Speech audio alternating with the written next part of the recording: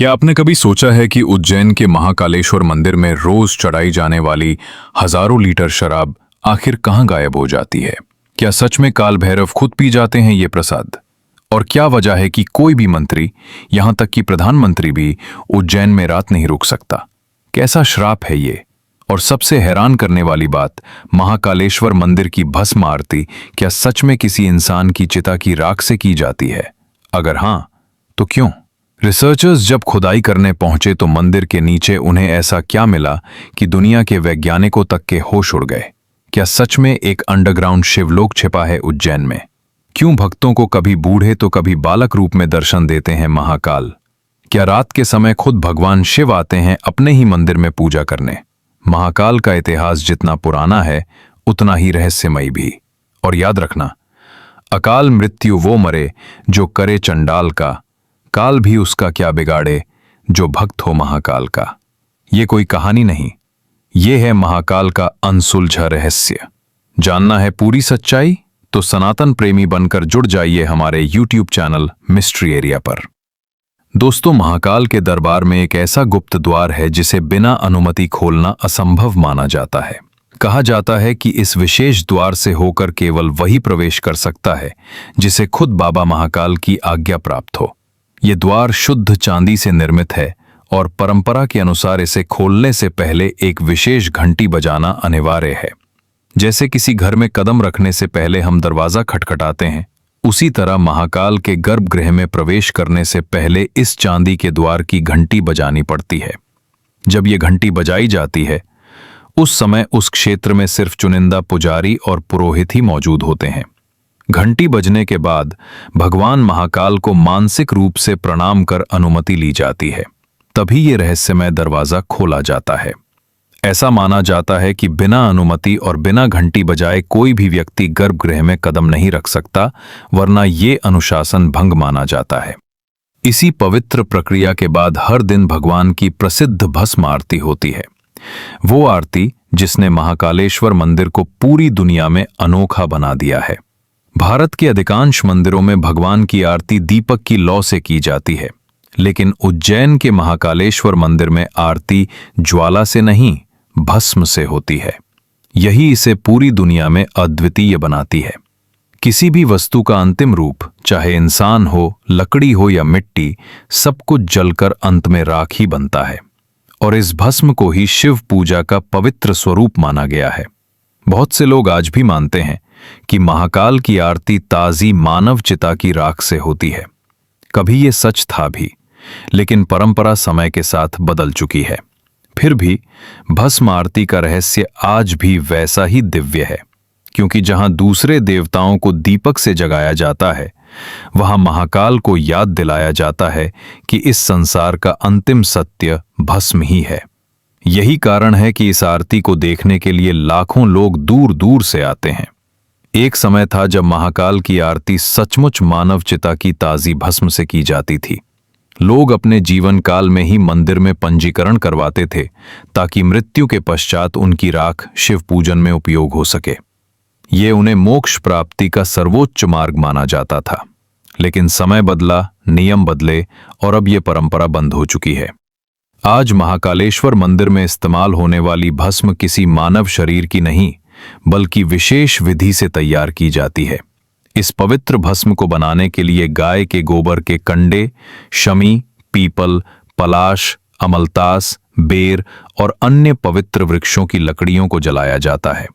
फिर उस भस्म को शुद्धिकरण के बाद भगवान महाकाल की मंगल आरती में उपयोग किया जाता है। महाकालेश्वर मंदिर में होने वाली ये आरती किसी आम श्रद्धालु के सामने नहीं की जाती। इसे बंद कक्ष में केवल अधिकृत पुजारी ही संपन्न करते हैं। ये परंपरा हजारों वर्षों से गुप्त विधि के रूप में निभाई जा रही है। माना जाता है कि ज्योतिर्लिंग पर अर्पित की गई भस्म को प्रसाद रूप में धारण करने से नकारात्मक ऊर्जा, रोग और दोष नष्ट हो जाते हैं। इसी कारण भक्त इस भस्म को अत्यंत पवित्र मानते हैं।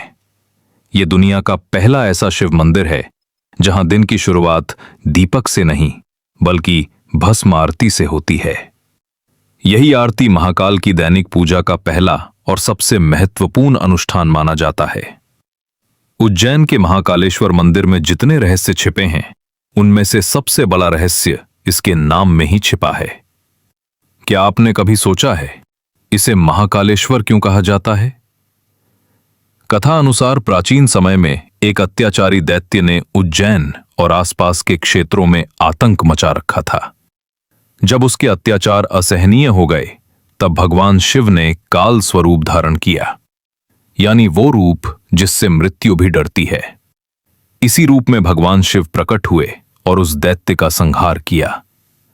दैत्यवध के बाद जनता ने हाथ जोड़कर विनती की, हे प्रभु, आप इसी पवित्र भूमि पर विराजमान रहें। भक्तों की प्रार्थना स्वीकार करते हुए भगवान शिव ने स्वयं को शिवलिंग रूप में उज्जैन में स्थापित कर लिया।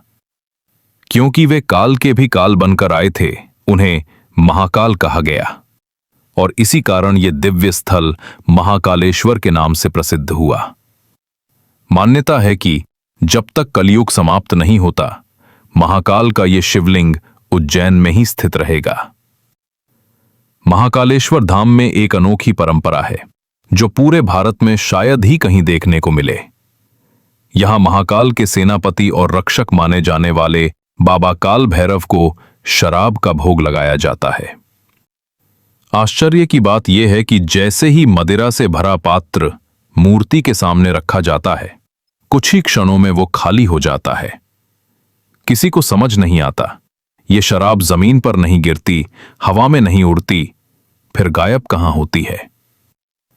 कहा जाता है कि यहां रोज 2000 से ज्यादा शराब की बोतलें चढ़ाई जाती हैं, लेकिन एक बूंद भी बाहर नहीं झरती। मंदिर परिसर में कहीं भी शराब की गंध या निशान तक नहीं मिलते। वैज्ञानिक इसकी व्याख्या नहीं कर पाए और श्रद्धालु इसे भैरवनाथ की दिव्य लीला मानते हैं, क्योंकि मान्यता है कि काल भैरव स्वयं इस भोग को स्वीकार करते हैं। भारत में हजारों मंदिर हैं, पर जहां शराब प्रसाद रूप में अर्पित की जाती है और रहस्यमय ढंग से विलुप्त हो जाती है, ऐसा चमत्कार केवल उज्जैन के काल भैरव मंदिर में ही होता है। रहस्य आज भी वैसा ही है। हजारों लीटर शराब रोज चढ़ती है, लेकिन कहां जाती है कोई नहीं जानता।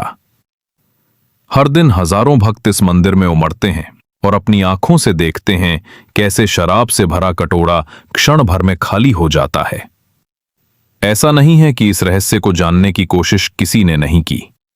कई वैज्ञानिक आए, प्रयोग किए, पर कोई भी ये समझ नहीं पाया कि मदिरा आखिर जाती कहां है। अंग्रेजों ने तो इस रहस्य से परेशान होकर मंदिर के भीतर खुदाई तक करवाई। सोचा कि कहीं कोई गुप्त मार्ग या सुराख होगा, लेकिन उन्हें भी कुछ नहीं मिला। रहस्य आज भी उतना ही गहरा है। मंदिर के पुजारी बताते हैं कि इस स्थान का उल्लेख स्कंद पुराण के अवंती खंड में मिलता है। यहां बाबा काल भैरव की वैष्णव परंपरा के अनुसार पूजा होती है। दुनिया के बाकी मंदिरों में शराब की दुकानें हटाई जाती हैं, लेकिन इस स्थान की बात ही निराली है। महाकाल क्षेत्र में जाने वाले रास्ते पर आपको शराब की कई दुकानें मिलेंगी, क्योंकि यहां शराब ही प्रसाद है और काल भैरव स्वयं उसे स्वीकार करते हैं। यही उज्जैन की खासियत है। यहां आस्था चमत्कार बन जाती है और विज्ञान जवाब खोजते खोजते थक जाता है। उज्जैन में महाकाल एक ही हैं, लेकिन उनके दर्शन हर किसी के लिए अलग होते हैं, क्योंकि महाकाल अपने रूप बदलते हैं समय, पर्व और ऋतु के अनुसार। साल के हर प्रमुख अवसर पर उनका श्रृंगार भी बदल जाता है। यही कारण है कि देश विदेश से लाखों भक्त विभिन्न रूपों में महाकाल के दर्शन करने आते हैं। शिवरात्रि के दिन वे वर वेश में दूल्हा बन जाते हैं। सावन के महीने में उनका श्रृंगार राजाधिराज के रूप में होता है। दीपावली में पूरा गर्भगृह दीपों की दिव्य रोशनी में चमक उठता है। होली में महाकाल का दरबार गुलाल से रंग जाता है। गर्मियों में शिवलिंग पर घड़ों से निरंतर जल चढ़ाया जाता है ताकि कैलाशपति ठंडक में रहें। कार्तिक मास में वे पालकी में विराजमान होकर भगवान विष्णु को सृष्टि संचालन का कार्यभार सौंपते हैं।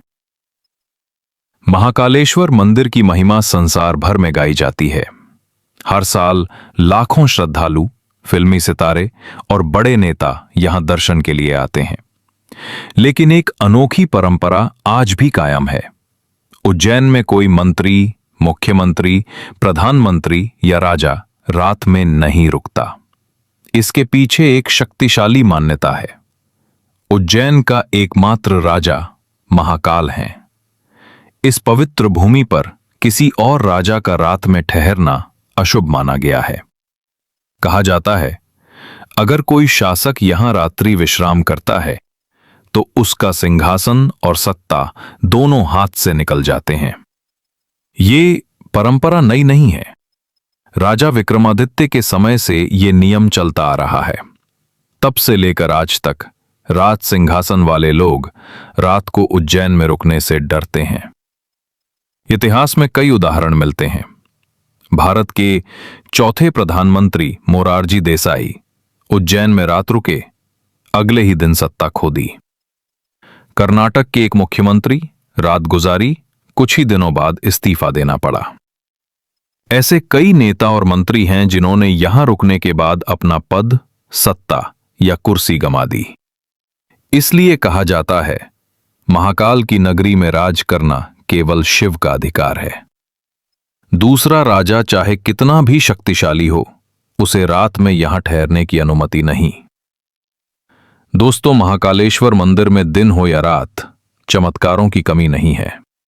लेकिन कुछ घटनाएं ऐसी होती हैं जिन्हें आम इंसानी आंखें देख ही नहीं पाती। दिन में तो हजारों भक्तों का हुजूम भगवान के दर्शन के लिए उमड़ता है, लेकिन जैसे ही रात के समय मंदिर के कपाट बंद होते हैं, एक अनोखी शांति पूरे परिसर को घेर लेती है। कहते हैं कि इसी मौन के बीच एक अद्भुत शक्ति जागृत होती है जो स्वयं भोलेनाथ की सेवा में लग जाती है। कई लोगों का दावा है कि महाकाल के गर्भगृह में हर रात दिव्य गंध और अनोखी घंटियों की आवाज सुनाई देती है, मानो कोई अदृश्य देवता आरती कर रहे हों। एक बार तो बताया जाता है कि मंदिर के अंदर लगे सुरक्षा कैमरे में धुंधली सी आकृति दिखाई दी, जो शिवलिंग के सामने दीपक घुमा रही थी। वो दृश्य कुछ ही पलों के लिए था, फिर वो रूप हवा में विलीन हो गया। बाद में वो फुटेज रहस्यमय तरीके से हर जगह से हटा दिया गया। ये घटना आज भी लोगों के बीच चर्चा का विषय है। क्या सचमुच कोई अतृप्त आत्मा, देवदूत या स्वयं शिवगण रात में महाकाल की आराधना करते हैं, या ये सिर्फ किसी अलौकिक ऊर्जा की लीलाएं हैं? इस रहस्य का जवाब शायद कोई नहीं दे सकता, लेकिन भक्तों का विश्वास है, जहां महाकाल है वहां चमत्कार होना तय है। क्योंकि महाकाल सिर्फ देखे नहीं जाते, महसूस किए जाते हैं।